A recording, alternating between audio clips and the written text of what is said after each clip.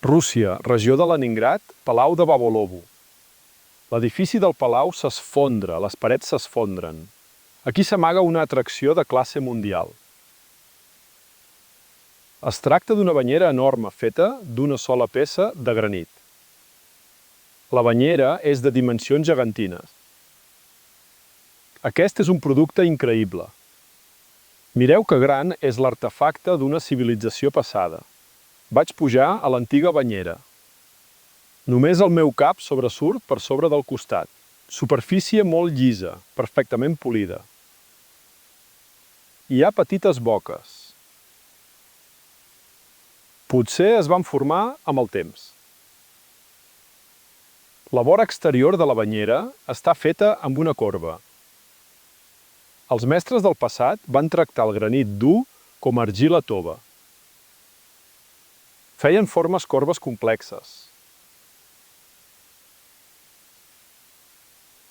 Superfície molt llisa i uniforme. La banyera s'instal·la sobre blocs rectangulars de granit. La banyera no toca la superfície del terra.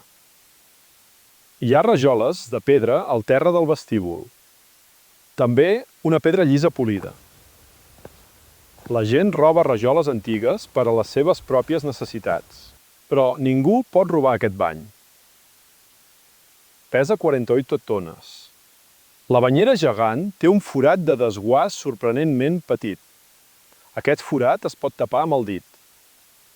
Per sota del nivell del sòl hi ha túnels subterranis. Només pots caminar inclinat. Abans els túnels eren més alts. Els túnels estaven inundats de fang líquid. Aquest és un forat de drenatge al sostre del túnel. Aquí brollava aigua d'una banyera gegant. La banyera està instal·lada sota el nivell del sòl. La superfície de la terra es troba a l'alçada del cap d'una persona. Forma especial de les obertures de les finestres. L'habitació no té portes per les quals arrossegueu la banyera. Primer van instal·lar la banyera, després van construir les parets. Utilitzant la tecnologia moderna, la gent pot fer una banyera de pedra similar. És molt difícil, però possible. Això vol dir que la gent del passat tenia un nivell similar de desenvolupament tecnològic. Però va passar una catàstrofe i la civilització es va ensorrar. Els historiadors ens van amagar deliberadament la mort de la civilització passada.